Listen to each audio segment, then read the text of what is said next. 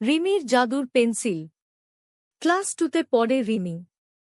একদিন স্কুল থেকে ফেরার সময় পথের ধারে একটা ছোট দোকান থেকে সে একটা পেন্সিল কিনে।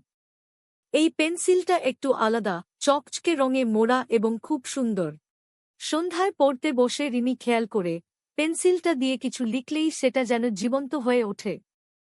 সে প্রথমে একটি ছোট পাখির ছবি আঁকে, আর সেই পাখিটা যেন কাগজ থেকে বের হয়ে ঘরে উড়ে বেড়াতে শুরু করে।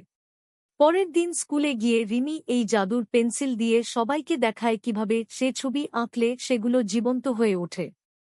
সবাই চমৎকার আর অবাক হয়।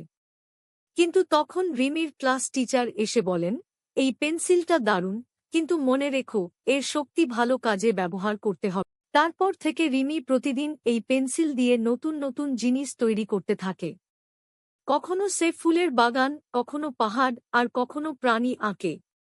সেগুলো দিয়ে সে সবাইকে আনন্দ দেয়।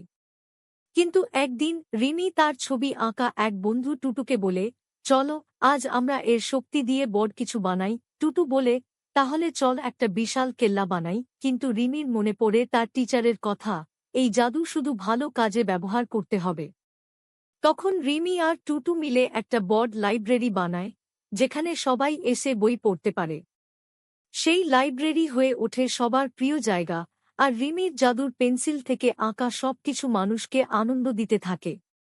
মনে রেখো, জাদুর শক্তি হোক বা আমাদের নিজেদের প্রতিভা, সব সময় ভালো কাজে ব্যবহার করা উচিত।